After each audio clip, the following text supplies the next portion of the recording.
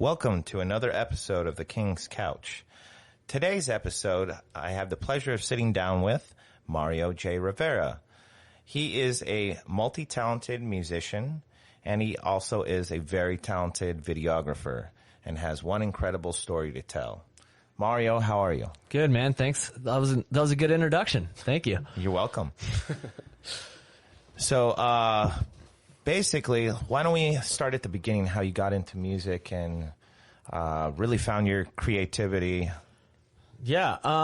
So I was about 6 years old when I started playing guitar. What really inspired me was La Bamba, Richie Valens' La Bamba. I'm Hispanic, so Love that movie. I watched it religiously. Oh yeah, me too. That and another one too that really got me into it was The Doors, and old classic rock bands. But when I was a little kid, my father he played baseball. He almost played professional baseball actually, and he got me into sports and stuff. And I mean, a little kid, I was around baseball and all that stuff. But I just really wasn't into it. My sister played the flute and piano. She's 6 years older than I am. And I kind of gravitated towards music. And I started playing guitar, when I was like 6 years old. Tried to take some lessons, just wasn't into it. Kind of self-taught myself all the way through. When I was 12 years old, I went back and tried to take lessons again from a guy named Bob Rainey, who was like an amazing guitarist, really like a shredder. I think he even played with Winger before, like one of those old 80s like metal bands. That's right. Or glam metal bands or whatever you want to call it. I just got into it and just started playing drums and played piano, drums, and guitar. Guitar was always my main instrument, but just got really into it and started my first band when I was like 11 years old. Got really into metal bands like Anthrax, Slayer, Metallica, Megadeth, all those. I remember my band, when I was in 6th grade, we played in front of our whole school, all the kids, and what we would do is like I would take the lyrics from like bands that I liked, but then just write my own music to it. So that was we did that for one song for Anthrax, Indians. I love that song. Yeah. So like I kind of like ripped off what they were doing. I didn't know how to actually play their song, but I kind of did it similar and just took their lyrics, and then we did that, and then we'd have our own songs and stuff. But yeah, I've just been playing since I was a little kid. I just love it so much. I got into punk rock bands through Taylor Steele Momentum's surf videos. Right. That's how I got into like NoFX and Bad Religion. Some San Diego bands like Unwritten Law, yeah. Monkey. Sprung We're Monkey. all over Taylor Steele, Pivot. Yeah, that's how I got into a lot of those bands. I was because I got heavy into skateboarding and surfing too, because I grew up in South Florida. So I started skating and surfing when I was like 11 years old. So that's how I pretty much got into music. I just gravitated towards it. It was just something that I just dearly loved and wanted to keep pursuing. And then when I got into video stuff I had my whole life on film since birth. My dad would always be filming, all the time. We had like the old, I think it was like a 16 millimeter camera or something. Right. And, I have a bunch of old videos. And when I was, I think 8 years old is when I found his VHS camera and I started making my own videos. And I would do like, claymate, like I would have these little action figures like the Ninja Turtles and stuff, and I'll do stop motion animation with it. I used to do the same thing. Yeah, edit on a VCR. Right. Yeah. So that's basically how I got into music and video stuff, and just been doing it ever since. That's so rad. So it's refreshing too to see someone that has that kind of creativity in them too. I was fortunate enough to go to a school of creative and performing arts for high school. Oh, awesome. So I got to study a lot of video production and photography there. Oh, rad. Yeah, so to see someone have a very similar backstory, how they got into it, right, is amazing. Actually, it's so similar, that's exactly how I got into it, to what I'm doing, but I decided to more pursue music than anything. Yeah, it's tough. I actually dropped out of high school, so I never had proper knowledge of how you're supposed to do it, or I never was taught how to work with it. I just kind of took it and played with it and just figured it out myself. And I just always had fun. And I was skateboarding is a huge part of my life. It still is. Mm. And so that's when I really started getting into like making videos. Is I make skateboard videos. But even before that, my friends and I would skip school, would make music videos to our favorite songs and our favorite bands. And it was pretty fun. It's funny. I have like over 1,000 homemade VHS tapes full of just tons of videos that I used to make. And that's rad. Yeah, it's fun, man. I just love it. And it's pretty much all I know. Same thing with me. I used to make skate videos. I was the only one that had a high 8mm camera in the 90s. I even had the fisheye lens. Oh, I still have that. Here's one of my old high 8 cameras right here. Yeah, I saw that sitting there. I was like, that's so bitchin', dude. I'm actually transferring a bunch of my old footage to my hard drives because I'm doing a documentary on one of my old bands. We were around for many years, and there's like a cool story about it. I won't get into that right now, but there's like a cool story, and I just have like all this footage. I'm like, it's just sitting here. Might as well put something together. Right. So I'm doing that. But yeah, high 8 cameras, man, and fisheye lenses is ruling the 90s, especially in the skateboard world. Right. Yeah. So. That's so awesome. You know, it's funny. I just realized something. I used to make cassette recordings on my boombox. Mm-hmm. Me and my buddy acted like we were radio DJs or hosting our own show, and now look at it. I know now look at it. It's so fun though, man. It's like, yeah, when you're a kid and just playing with stuff like that, I would have the best time ever. Stay up all night long, making like music videos, funny recordings. I had those old Casio keyboards. And it had like the pre-made beats, and we'd make our own songs over it and just play. Like it was so much fun. It's still fun to this day. Definitely. Except now it's more accessible. It's more accessible. And a good thing too is like for a lot of people, you can just go on YouTube and like, how do I do this? And there's a tutorial for everything you want to learn. You know what I mean? Right. Yeah. So it's just so easy. We didn't have that back then. We'd have to like do it and figure it out, or read a book and definitely instruction manual. I mean, there's pros and cons to that too. Right. You know, if that technology fails on you, then these kids don't know what to do half the time. You know what I mean? So the way kids live and play today is a lot different from us. And that's a whole nother story. I'm kind of happy that I got to grow up not having a cell phone attached to me, and got to really enjoy going outside and what really was like to play and have fun with your friends and do all that stuff. It's a different world now. Yeah. Oh, no, it definitely is. And we're living in a very crazy time with this whole pandemic and everything. Yeah. So, you know, a big reason why I started up the show is to give people, you know, an ounce of hope, you know, another source of entertainment. By having guests on like yourself to share their life stories. Because everyone's got a story to tell. That is a big tagline and motto that I swear by for this show. There's no limit of who I can have on this show.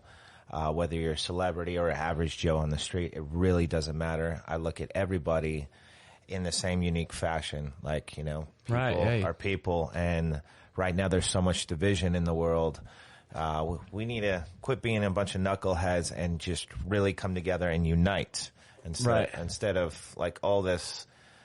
I'm going to unfriend you because you don't agree with my political stance or something ridiculous like that. Like, how old are we now? You know? Yeah. That's a huge turnoff to me. That's why I don't go personal or anything on social media. And I, you know, I feel like it's weird because it seems like you can't have your own idea anymore. Like you can't, like if you don't think the certain way that somebody else does, then they're like, oh, we can't be friends. And why? We're supposed to have our own ideas. We're supposed to have our own outlook on things. And I mean, that's the way it should be. You got grown ass men of all ages arguing back and forth like a bunch of little spoiled 8-year-olds having temper tantrums. I mean, it's just, I facepalm myself a million times in the last decade watching how technology has evolved. So when I started booking bands, I was 22 years old. That was back in 2002. That was right when the digital age was starting to hit. MP3.com was how I would find bands. MP3.com was awesome. That's how I'd search local bands. I remember that, yeah. And then MySpace came around. MySpace was the best. And then Facebook. And at first I was a little like, kind of, Facebook is more personalized. Like MySpace is like the go-to to discover bands. Yeah. But I mean, MySpace got rid of like that little radius search. Yeah. I would put in the zip code of brick by brick, and I would search for bands locally when I would hunt for new bands within a, I don't know, 20, 30 mile range. Right, radius, yeah. Of the brick zip code. And then they got rid of that feature for some reason. I don't know why.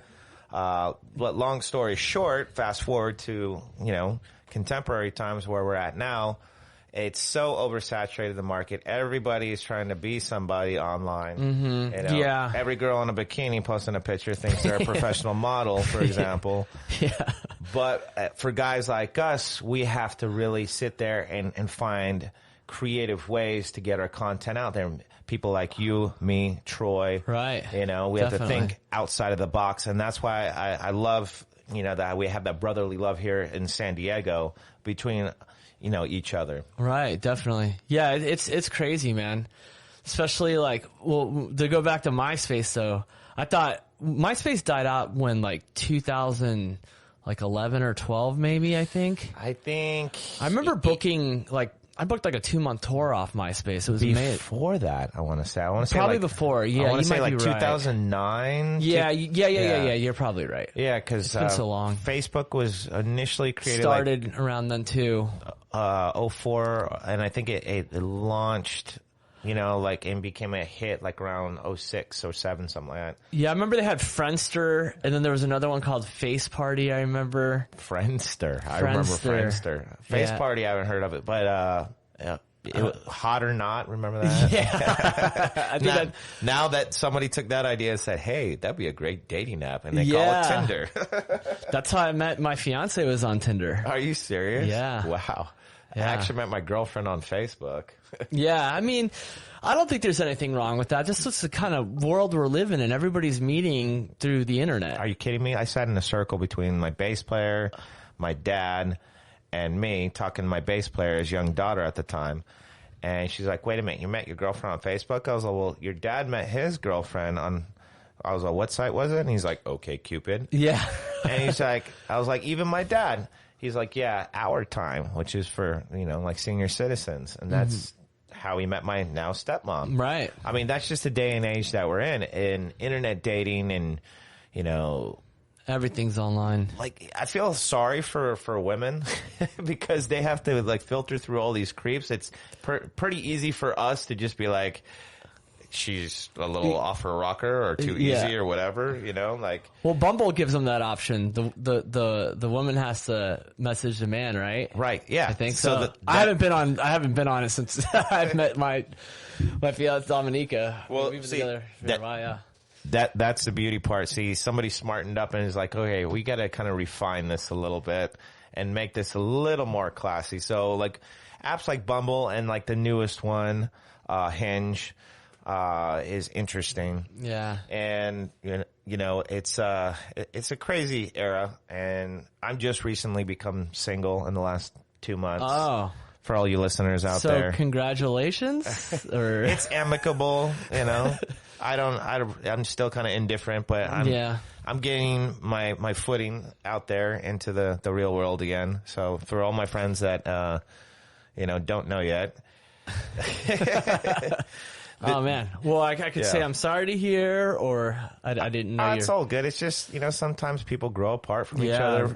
She's still my best friend. That's awesome. I'll always love and support her. That's really cool. So there's no ill will. I mean, I've been in toxic situations before, and I've heard horror stories of people, being trapped in those situations last year during the lockdowns and whatnot. So I'm very fortunate to have not gone through that, I think the lockdown was a true test of your relationship, because when my girl and I were stuck in here, we had a great time. It's like, wow, we never fight really ever. Right. I mean, once in a blue moon, but it's something so small, nothing major.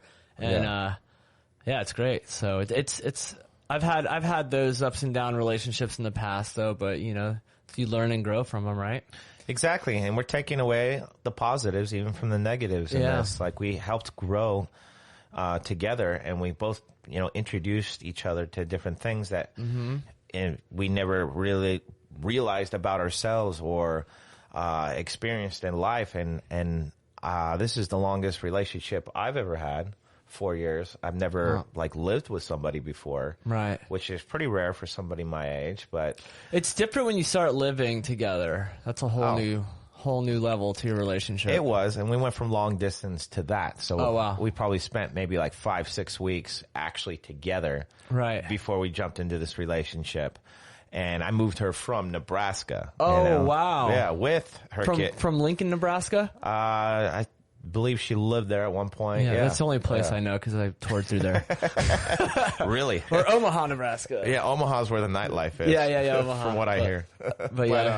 But yeah, so, you know, I mean, being a musician is just hard to date, you know, and you know when you meet that somebody.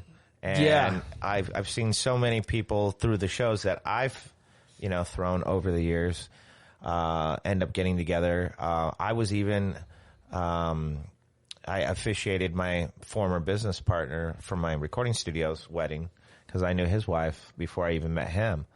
So that was cool. And that was like a pact we made at, you know, Dream Street, like, which hasn't been around for years. I mean, this was back in like 2006, 7, whenever they got engaged. They were engaged for like 8 or 9 years. And, you know, she asked me up a couple months before the wedding. She's like, so do you still want to do it? I was like, do what?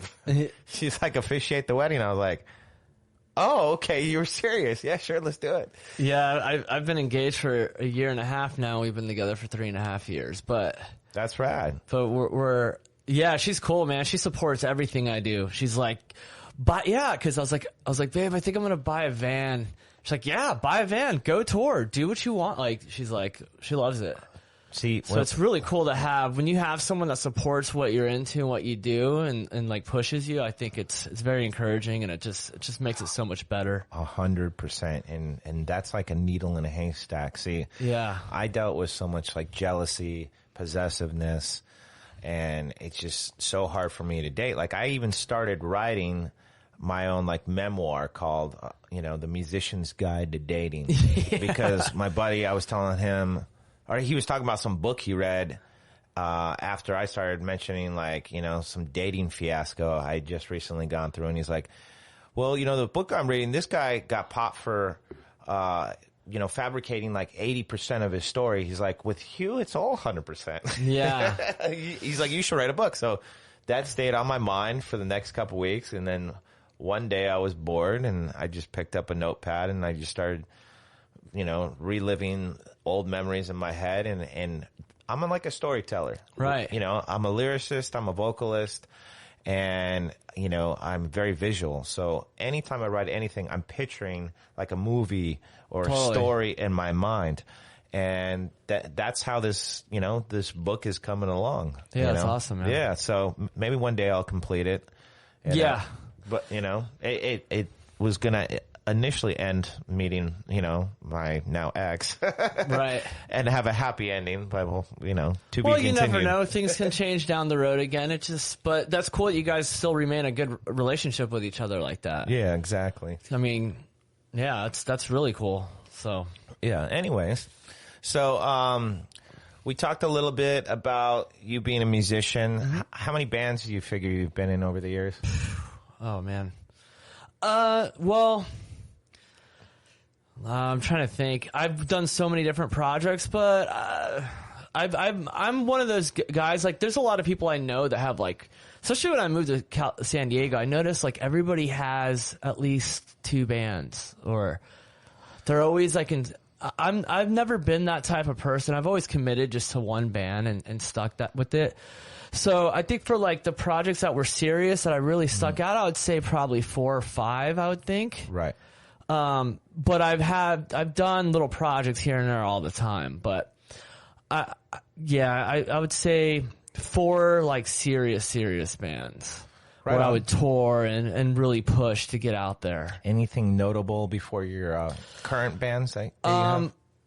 My old band, Left Unsaid, we were from Albuquerque, and we were getting looked at by a lot of major labels. We opened up a lot of shows. We opened up like Offspring. We played with Us and Just the Deftones.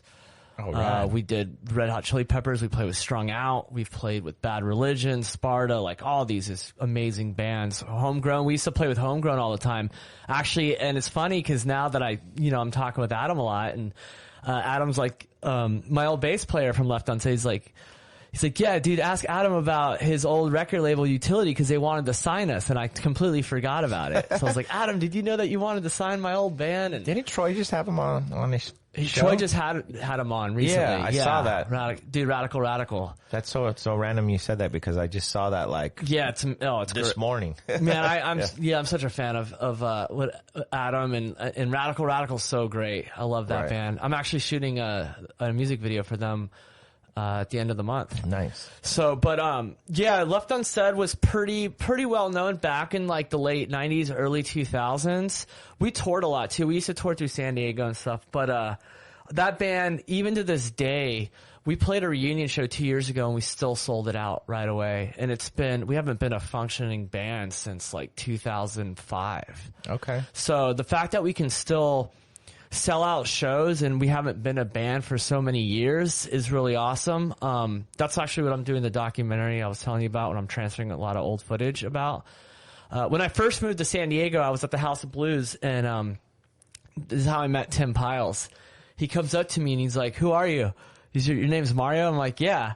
He's like, "What's your band?" I was like, "Nights Like Thieves." He's like, "No, not that. What's your old band?" I was like, "Left Unsaid." He's like, "Yeah, that's it." He's like, "My friend over here I'm with, she says she's a huge fan of your band," and it was Danielle from 91X. Oh yeah, I know Danielle. Yeah. So she was like a really big supporter of Left Unsaid, and I was like, how crazy it is, like to hear that. Or that's how I met Tim Pyles. I remember your band. Yeah, we toured, we played through here, we played Epicenter, and we played somewhere else. But we went and stayed with Richard from Drive Thru. We were talking to Drive Thru for a little bit, and our band ended up breaking up because two of the guys were in serious relationships, had kids, didn't really want to put in all the work in touring anymore. It's a lot of time, money, and energy. Yeah, and it's understandable. So after that, I started a band called Your Name in Lights. And within 6 months, do you remember the Ernie Ball Warped Tour contest they used to do out of the nation? I used to host those shows. So we won the Battle of the Bands. Yeah, we won it out of the whole nation. Out of 10,000 bands.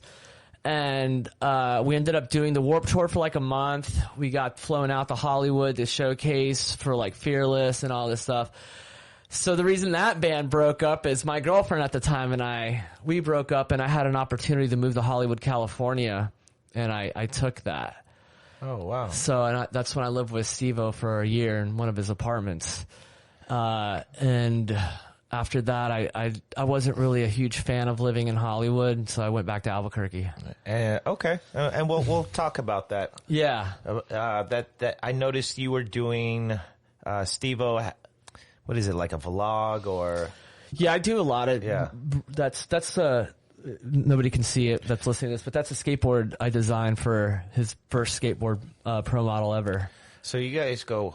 We go way back. We go back since I was 15 years old through skateboarding in Albuquerque. So I moved to Albuquerque when I was a teenager from South Florida, which is funny because Steve-O moved out around the same time as I did, and he moved from kind of similar area of Florida where I came from. I believe he came from Boca Raton, I believe he was in, and I came from Lake Worth in West Palm Beach, but we're all like surrounded area. Rad. How did you guys meet? Skateboarding. How old were you guys back then? I was 15. Steve was 5 years older than me. Yeah. So I was 15. So we met really basically through another good friend of ours. His name is Ryan Simonetti. He's like a professional skateboarder. Amazing. One of my favorite skateboarders ever.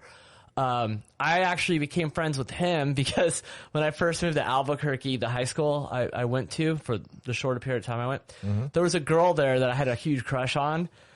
And her boyfriend was Ryan, and he was living in Tallahassee, Florida. She's like, "Oh, you'd love my boyfriend. He's moving out here, right?"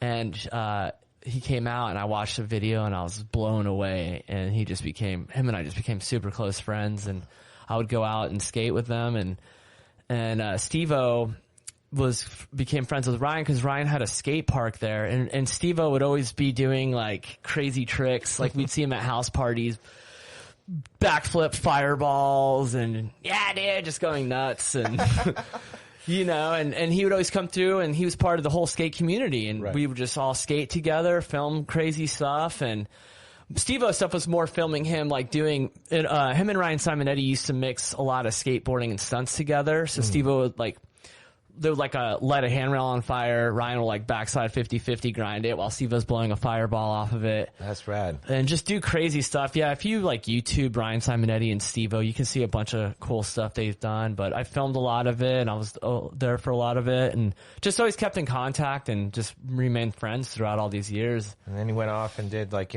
was he a part of Big Brother before Jackass? So Big Brother magazine, what happened is they were doing like a Big Brother, I think Duff's tour, and they stopped through Albuquerque, and we were all at a house party that night, and Chris Markovich was there, and that was like one of Steve-O's favorite skaters. So Steve-O was like, "Hey, I'm gonna light my hair on fire. You blow a fireball off of it, and I'll do a backflip." Right. And they did, and they captured it, and they did this whole thing in article Big Brother. But what happened is Steve-O caught on fire and it burned his face off. Like he got severely burned. It was so that was Steve-O's first print in Big Brother. And, it just kind of went from there, you know. He always said he was going to be famous, and he did it. So there you go. Yeah, he definitely charged it, man. That guy worked hard for where he's at now, and he's still killing it. Yeah, respect. So yeah, definitely. And then there's a new Jackass film coming out Jackass 4 in October. Fall. Yeah, not featuring Bam. Yeah, and Bam is now a San Diego resident, from what I hear. Yeah. I don't know Bam personally, like that. So, but I mean, Bam, I remember growing up, all the CKY videos. I mean, that's what Jackass pretty much is like Big Brother and CKY combined, you know? And I've met all those guys in LA. Yeah. I used to spend like almost every weekend up on the Sunset Strip and whatnot.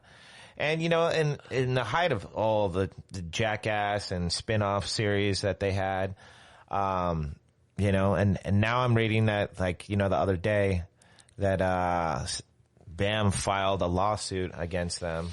And, there's a huge controversy, you know. Yeah, it's sad, man, because, man, Bam, I loved watching, like, I mean, I've been watching Bam through skateboarding when he was a little kid on like the H Street videos and stuff, you know?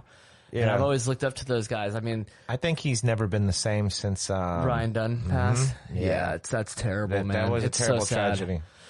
Yeah, it's super sad, the whole situation. And even what's going on with Bam, man, like that dude's a legend, you know? All those guys, man. Super inspirational and super, like, they brought a whole new element to entertainment and to the skateboard world too. I mean, it's just like 100%. They're just, you know, innovators in a way. Yeah. Big Brother, and I mean, Big Brother magazine was incredible. I miss the magazine era. Yeah, remember when did you ever hear the story of, because you know Larry Flint owned Big Brother. After a while, he bought Big Brother. I never knew that. Yeah, and there was a thing that happened. I don't know if it was purposely done or not, but so a lot of people, all the subscribers to Big Brother, they swapped it. I forget the full story. I'm sure you can look it up, but all the Big Brother skateboard magazine subscribers got a porn mag, and all the porn mag subscribers got the Big Brother magazine. I always noticed that Big Brother had some kind of porn, like symbolism to it. Like, they were always like off the wall, and I was like, this is before that became a common, you know, thing that you would see, a common trend. Yeah, Big Brother is so creative, so awesome. I miss it. Yeah, the late 90s and early 2000s. Best times. For everything. Like, when I started out in the music industry, my first job was driving a golf cart and working as a security guard down at Keynes Bar and Grill in Mission Beach. Keynes, yes. Yeah. Legendary music venue right on the boardwalk. I think we played there before, Left Unsaid. I'm trying to remember. That's probably how I first came across you guys. Because I started working there in the year 2000 when the MTV Beach House was built, which became Soundwave, Wave House, or whatever it is now. I think it's... With the stationary wave? Yeah. They got rid of the wave, but they're throwing concerts there again. My buddy Mike Cosiella just started doing the whole summer series there. Rad. But yeah, it was a rad time. Keynes was on fire. They were booking all the huge national acts, and it was just like, you know, a dream come true. I went from being like a teenage daydreamer to like achieving what I wanted to do. Yeah, it's awesome. When I was going to all ages shows, I saw kids in bands opening up for the heroes, throwing their own shows, and I wanted every single aspect of that. So it took me a little while to figure out and get the right foot in the door, but Keynes was definitely the start of that. And I wish you, well, it's cool that you played there, but you know. I think we did. I can't remember. I can't remember all the venues we've played in the past. I know we've played San Diego a few times. Well, if you toured extensively, they all start becoming one big blur. Yeah, like I was talking to somebody the other day. That's why when they brought up Nebraska, we played Nebraska and Idaho. And I'm like, I don't remember the venues, but I knew that there were like the venues for those cities, and I was trying to remember. It's just been so many years. Especially if you ever did drugs or drink while you're on tour. Which I used to do that a lot. I think every musician, for the most part, did, unless you're straight edge or just straight and narrow for the most part. But, yeah, so that's cool. Let's talk a little bit about how long you've been taking the videography and video production field seriously, as far as like making it a profession for yourself. Yeah, so I've always done film stuff just for fun. Pretty much since I was a little kid, always have a camera around me, filming every single moment I have. Right. You know, I like I said earlier, I seriously have footage from my actual birth until all the way now. Like I have so many videos, every moment pretty much captured, crazy things, of just everything. So when I was, let's see, I was a bartender at a bar in Albuquerque. When I came back from Hollywood, I started, I bartended before, but got back into that. And I had a group called Monster Paws, or I would play with, and it was like this, like, hip-hop, like, electronic music. It was actually my friend's group, but I jumped on some songs, and I started doing shows and tours and stuff with them. So what happened is I actually ended up editing our music video. And I had a friend of mine who was a copywriter at an advertising agency, and she showed the video to her creative director, and the creative director liked it. So they contacted me as a freelancer and like, hey, we want to hire you to do some freelance work. And I'm like, cool. So I started doing that, and then at the end, they offered me like an actual career, and that was the first time I've ever actually had a career doing my video stuff, and I took it. I actually had another opportunity to work at a TV station. They're called Predators. They're producer editors. Oh, interesting. Yeah. Okay. But so I told the agency, I was like, well, this TV station's offering me this. Like, so they gave me like $5,000 more a year than the TV. So I was like, okay, I'm going with you. So ever since then is when I really just started doing it professionally. And I worked in advertising and marketing agencies for a decade, like full time, all that. And the last 3 years, I've just been doing it all on my own. So you went from working for a company to just independent freelance work. Right. That's rad. And eventually I'm going to hire you. Yeah. Dude. I've been following your work since I met you, and I only met you like maybe a year and a half ago. At Troy's video shoot, right? Actually, about a year ago I met you. Yeah. And I remember like you were really humble, really nice, came up, and you're like, well, yeah, I've heard about you. And we started rapping out, and I was like, wow, you're doing this whole shoot by yourself? And I was kind of taken back because I'm used to like multiple, crew. Right, yeah. And cameramen. So kudos to you because that was a lot of work to do. And definitely props to Troy for, that shoot. That was a lot of fun. Thanks for the invite. I appreciate coming out. And yeah, it was fun. Such a fun video shoot. And, that's what I love about like the three of us. I think the three of us, if we put our minds together and did something, it would be just off the chain, man. Yeah. Troy's a really, really, really close friend of mine. I mean, I talk to him every day. He's got such a big heart, man. And, yeah, and he's always like uplifting. That's what I love about him. Yeah, what he's doing with Palapalooza is incredible. It's funny too because when I remember we were talking, I used to run an acoustic YouTube channel from my house in Albuquerque. It was called 909 Sessions. Okay. I had the Ataris come through. I had Citizen. I had tons of bands come and play, and it was basically, the bands would come through and play acoustic. Right. But I think what Troy's doing is he's doing it just to a new level. Like the videos, they look great, the audio sounds great, and I think Troy's just such an outstanding like host. Oh, dude, he's got the perfect DJ voice. Yeah, he's a perfect it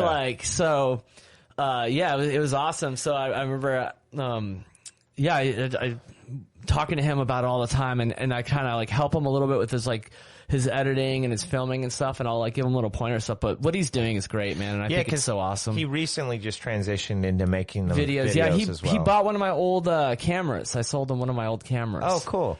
So, I love that, dude. That's rad. And we used to do a similar thing in my studio with Tim Pyles, actually. He would do the Pyles sessions. He'd go to different recording studios in San Diego, and when a national act that he'd like or want to bring in, he'd hit one of us up in the rotation. So we had so many different national acts come through. I think one of the biggest notable ones was Alt J. Alt J is pretty badass. They were the definitely weirdest group one of the weirdest groups I've ever had. They're cool though, man. There's some songs I'm just like, this is awesome. So funny thing is like there's like two lead singers in the band. Yeah. And one of them like comes up to me and he starts freaking out because I had a Mortal Kombat 4 arcade machine in there. And he's like, oh my God, this is my favorite version of it. And just like, do you think I can get one of those in the UK? I was like, you know how hard it was just to find one here in San Diego? You know, it's funny. You still have that? I still have it. It's at my buddy Ricky's house, actually, in his garage right now. That's cool, man, because, it's funny you brought that up is I found one. I want to get one, but I want to get the one that has like, I found some guy who makes them and he puts like 10,000 games or something in it, but I want to build a bar in my garage and have it, but make it also a film studio. So like, I love that idea. Yeah. So, we'll circle back to that later. Yeah. Definitely. That is a rad idea. See, that's what I love about you, Mario, is like you have a very similar thought process and creative mind like I do. But I was very fortunate to have bought my Mortal Kombat 4 at the old Tilt Arcade at the Mission Valley Mall when the era of arcades were all like going out of business, and Dave and Buster's or Chuck E. Cheese was about it.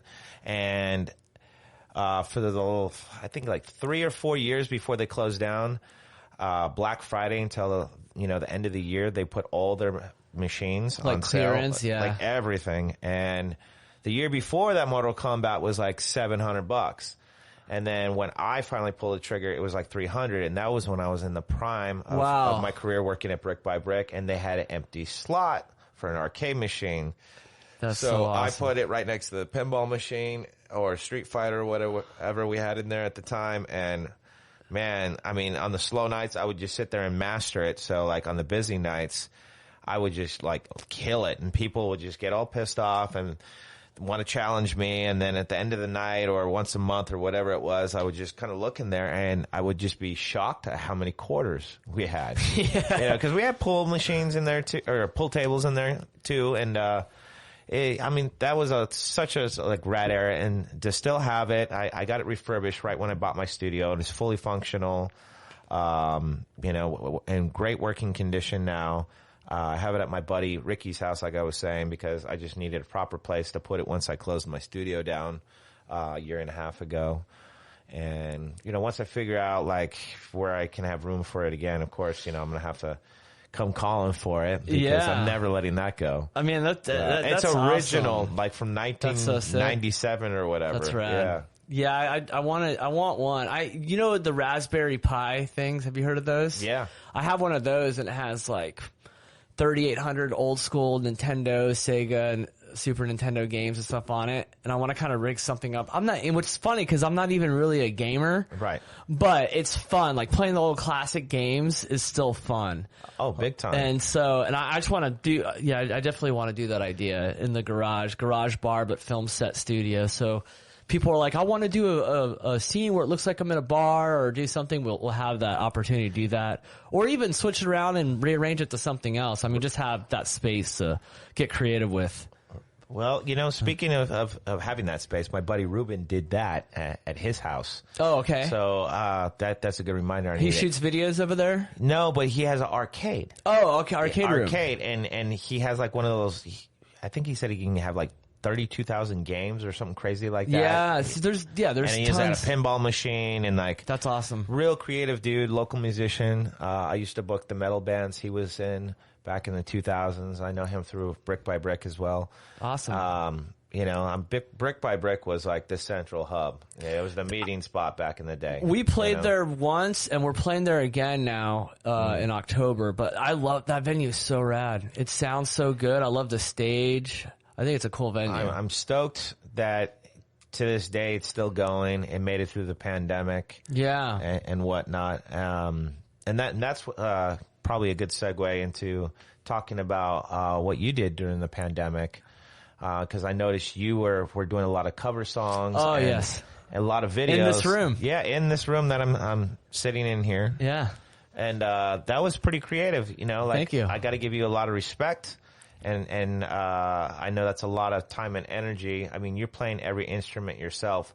Right. So I was very impressed by that. Thank you, man. I really appreciate that. Yeah, definitely. Yeah, it was fun. I just, since our band, we couldn't hang out with each other or do anything, I kind of took a break from Nights Like Thieves for a little bit. And, sometimes when you're writing, you get like writer's block. Yeah. And whatever. And I was like, it'll be fun. I started off, I did a Smashing Pumpkins cover. That's what started it for me. And after that, I was like just going back to all like some of my old favorite like songs, and like the At the Drive-In, to Get Up Kids. I did Unwritten Law, Brand New. Dude, you were on fire. I felt like every week you were putting out a new video. I was doing every week, and it just became really fun. And what was cool about it too, I wouldn't cover it just how they cover it. I would add like different guitar parts, different harmonies. You'd add your own spin. See that? Yeah. But I kept it kind of the same to the original song. But you paid a tribute to it, but you made it your own. And that's why you don't see like Authentic Sellout really doing too many covers, because one, I don't want to butcher a good solid cover.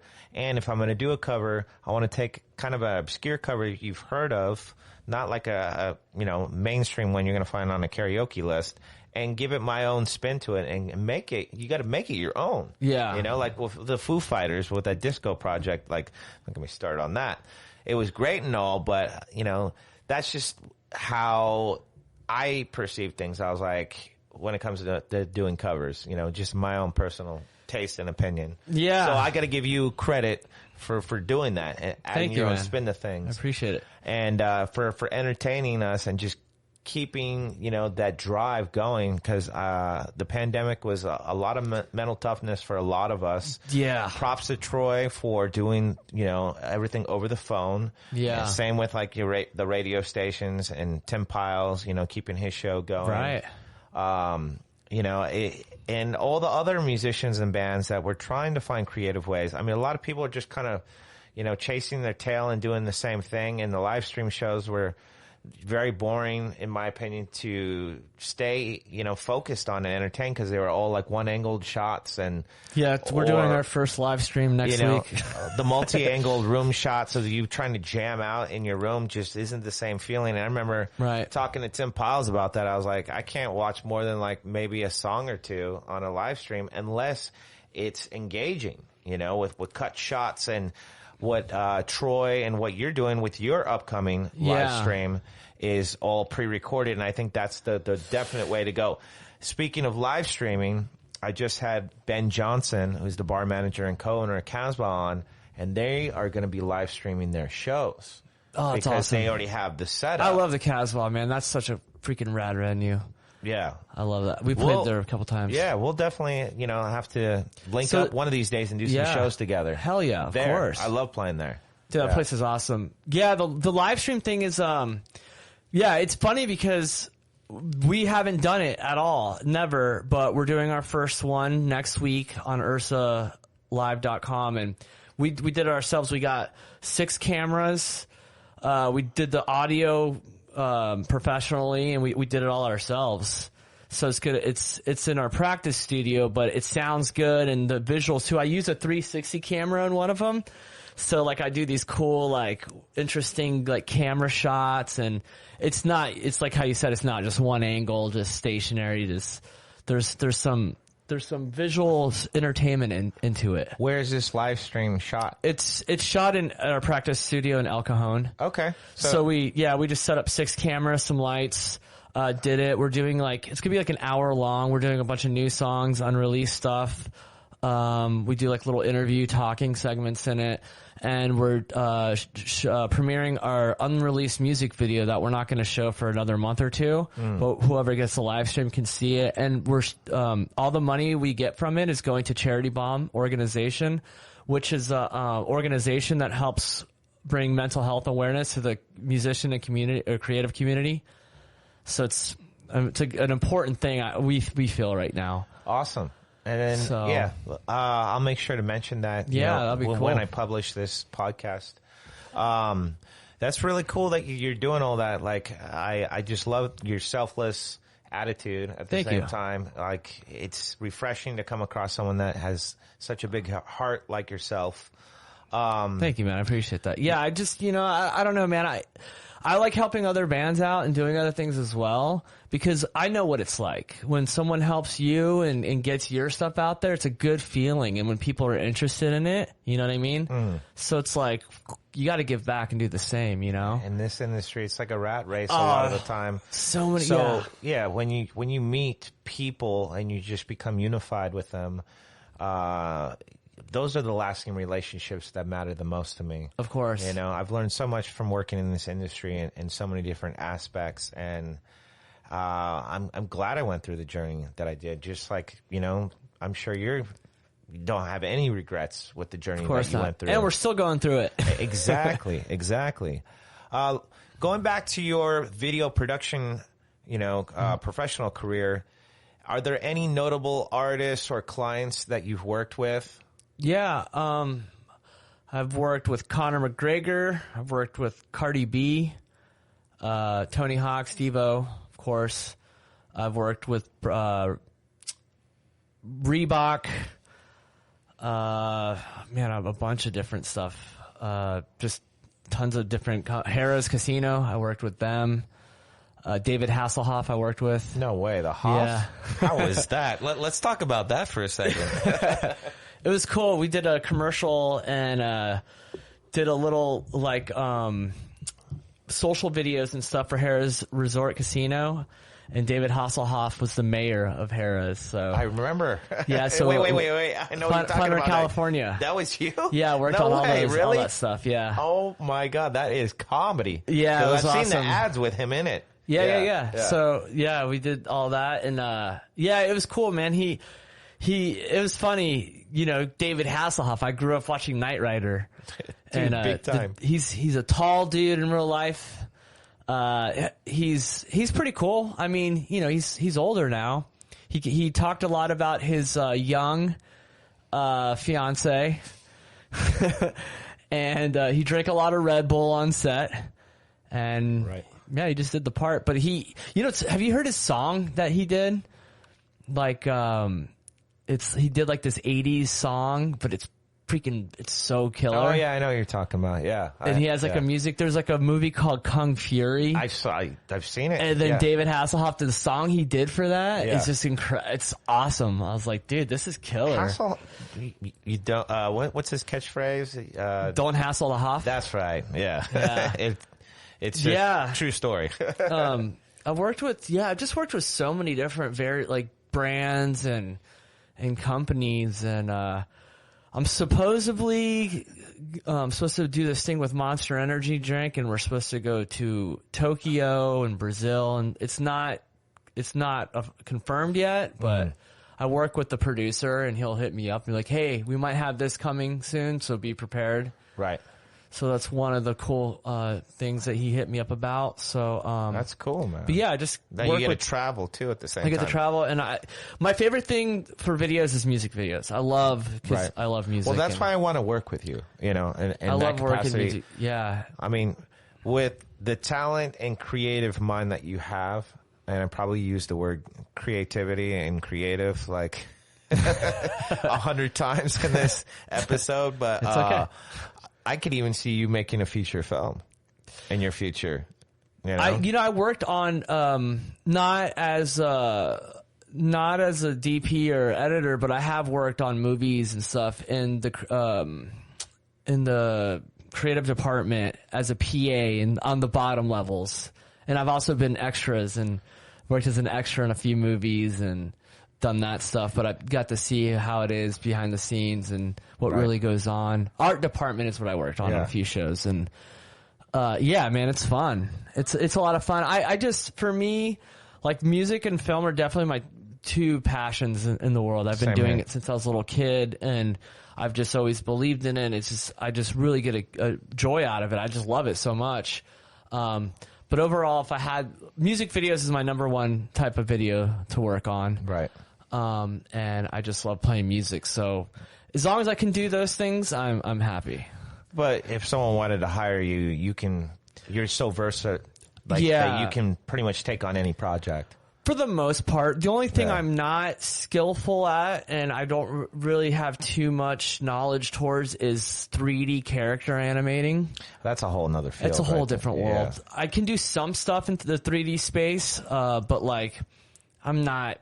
Like if someone's like, oh, can you create like a Pixar looking scene, CGI scene? I'll be like, probably not, but I can do like a 2D animation in a 3D space, you know, like it's different, but I love it, man. Just doing a bunch of cool random different projects. Right on. So for any of those listeners out there, or anyone that's looking to hire you, how can they get in touch with you? I have a website. It's my name. It's mariojrivera.com. You can find me there, and you can just contact me through there, or social media. My Instagram's mjr79, or mainly the website. People usually just... And I'll plug all that for you, Cool, too. thank you. Yeah, definitely. Awesome. Well, Mario, it has been an absolute pleasure having you on this podcast. Thanks, man. It's been fun doing this. Can we talk about Nights Like These for just a second? Sure. Oh, wait. You know what? One thing. Did I mention we didn't the music awards? No, I don't think I did. Before we wrap this up. I do, but I wanted to talk about the Watch This series. Okay. Well, yeah. Let's talk about the Watch This series. Yeah. And then I want you to segue into your music award nomination. The awards is coming up in it comes like 2 weeks. Yeah. That's the day we get back from our tour is the night of that. Are you going to be there? I think so, yeah. I will definitely be there, and we're going to be there. I voted for you many times. Thank you. And you know what? I'm a fan of your music. Oh, I appreciate that, man. Yeah. You know what's funny is that we're up against our other friends, and we didn't want to be like that competitive band, so we didn't even push ourselves. We just told people, hey, look, we're nominated, but we're also nominated along with our friends. Pick whatever band you'd like to pick, but we wanted to help promote it. That's always awkward. See, when we were up in 2018, I didn't have that problem. Yeah. So I was like a steamroller and... Yeah, pushing people. From what I heard from my city beat rep, is she's like, I'm not supposed to tell you this, but you won by a landslide. I was like, she's like, I was like, what? Really? Okay. That's good to know. But she's like, your promotion is so like in your face. Like I even had like Adam Sisko. He's like, bro, I get it. I'll vote for you. Like getting annoyed. But but when you want something that bad and you're that excited, you just put all your time and energy into it. I was spending at least 2 to 3 hours every single day that you could vote, because I wanted to prove not just to myself, but to San Diego that, hey, I've been working in this industry for that long. I'm that honored. And it's not about like winning. I love San Diego. I've done so much to help provide. Like I just wanted I don't know, to create awareness, I guess. Yeah. I don't know how else to really put it. I guess you kind of get where I'm Dude, saying. San Diego is, I'm so happy that I moved here. It was funny too, because I had, not to jump off the topic, but it was either I moved to New York or moved to San Diego. I had two opportunities. Right. And I was like, San Diego, 100%, because I always loved it here. This is like the best place, man. I love traveling, and my sentiments are the same exactly. Like, this is home. Yeah. And San home Diego is rules. wherever you want to call it. You know? Yeah, for sure. So, what category are you up for your music award? Best rock album, and we're up against our buddies in the Montel Jordans and the Rough. Okay. I love the Rough. Rough started off at my studio. I remember when Darren hit me up wanting to audition guys. He was like, I got this friend Drew, and Dude, Darren, we hit him up a couple times to play drums for us. so did I. You know what Darren told me? He's like, I don't think I can play what you guys play. That's what he said to me. He's like, dude, I was like, Darren, it's okay. You can tell me that you don't like our band. It's okay. Well, yeah, well, that's what I was saying. But, you know, I think Darren, He's a great drummer, man. he's a great drummer, doesn't have enough, like, and he's an awesome person, too. Dude, Darren is amazing. He's part of that whole little immediate circle. Right. You know, like, and that was, Darren is another reason why I started up this show, because him and Troy would always tune in when I go Facebook Live or Instagram Live. Right. But anyways, let's talk about your latest series that you're doing before we wrap this up. For sure. Our band, Nights Like Thieves, we started doing this thing, and it's like Beavis. It's like a takeoff of Beavis and Butthead. It's an animated weekly series where we review other bands' music videos.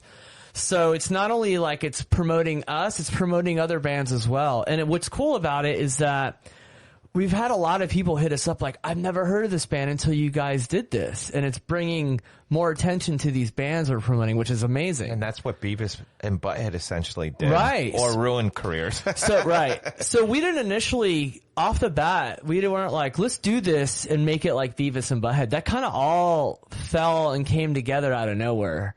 So like, do you know Danny Ortega? Yeah. So Danny's a great friend of ours and an awesome designer. He helps out so many bands and designs a lot of stuff for bands out here. So one day he hit me up, and let me say this real quick. So our band, we were talking, and I was like, what can we do? Let's figure out a way we can do something that's consistent and fun as a band together. Right. And I have my buddies, my old bass player from Left Unsaid, his new band, Alter Apex, they do a thing called Alter Apex Radio, where they review bands' songs, but they'll like listen to it and they'll be on Zoom and they'll stop the song and talk about sections. And I've always been a fan of reaction videos and review videos. And I was like, that's cool. So I hit them up. I was like, hey, do you mind? I have an idea. Like, I want to kind of do something like this, but do it with music videos. Since I make music videos, I want to review music videos. And so Danny, out of nowhere, he's like, "Hey, what's your favorite bands?" Everybody in the band, tell me what your favorite band is. And I'm like, "Okay." I was like, "Why?" He's like, "Don't worry about it." So everybody told me like what band they would want if they'd have to wear. Hence the shirts, right? Right. Yeah. That's like what's like one of your top favorite bands. And so I give it to Danny. Danny all of a sudden sends me this thing that he illustrated of us as like Beavis and Butthead.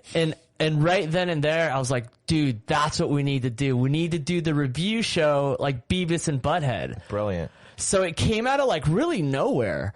And so when he did that, I was like, I called Danny. I'm like, dude, this is incredible. I know what I'm going to do with this. Because at first we were just going to have it as a cool image. I was like, no, we're going to make something out of this. So we made it. We're now going on our 12th episode on this coming Monday. So it's every week it's a new band, new music video, and every Monday morning at 10 a.m. live on our YouTube. Check it out. And if you're in a band and want us to review your video or check it out, definitely hit us up. Because I mean, we're open to all genres too. We're not just sticking with like a certain genre. That you're not limiting it. Yeah, we're doing all genres. It's a lot of fun. It's a lot of work. I put in about 8 hours each episode in putting it together. Right. So I would appreciate it if you guys subscribe to our YouTube channel, Nights Like Thieves. Yeah, definitely. No, it's awesome. I would love to be a part of that. And with the whole resurgence of Beavis and Butthead coming back with 2 new seasons and that's crazy. a new feature film. Yeah, that's awesome. I mean, the timing was just impeccable. I don't even think you realized any of that. That's why I was trying to tell you on Facebook. I was like, oh, dude, this is brilliant. Timing's perfect because if you go on YouTube, they have 2 promo videos. One talking about they did last year for the new seasons of Beavis and Butthead. That's so cool. And, they're making fun of the pandemic. Right. And then a newer one that just came out earlier this year talking about the new feature film. Wow. It's brilliant. Mike Judge, special shout out to him. Like, he is absolutely brilliant. Yeah, I just watched Idiocracy last night. I love everything that man does. Oh, of course. So I have nothing but the highest respect for him. And Beavis and Butthead is something timeless. Definitely. And it just making fun of like MTV when he made the whole Last Resurgence 10 years ago was absolutely brilliant. And now Cartoon Network is picking it up. That's crazy. For the 2 new seasons, and then Paramount is going to be, producing the movie. That's insane. Yeah, that's so, awesome. Yeah. So stoked on that. Stoked on your show. What is it called one more time? It's called Watch This with Nights Like Thieves. And they can subscribe to it on the Nights Like Thieves channel? Okay. Yeah, it's just youtube.com/Nights Like Thieves. Okay. Nights is with like a nighttime, not like a knight in armor. And I'll be throwing all the links so you can find out how to subscribe to that, or if you'd like to hire Mario for any video production needs. Yeah, hit me up. And that should wrap it up. Now, I do this with all my guests. Are there any final thoughts that you'd like our viewers to know? Just any kind of empowering message you'd like to send? I would say just stay rad. Do what you love. That's simple enough right there. And be open-minded. Don't be a dick. And stay rad. And follow your dreams. Yeah, just, you know what? If you just do what you love to do and don't ever stop. What makes you happy, keep doing that. There you go. You heard it from him, Mario. It's been a pleasure having you on the show. Thank you so much, man. I really appreciate you coming over here and doing this. It was a lot of fun. And I'm sure I'll see you a lot more soon again. Oh, you know it, man. And that wraps up another episode of The King's Couch. I'm your host, Sulo King, and I'll be seeing you guys later. So stay radical. Stay rad.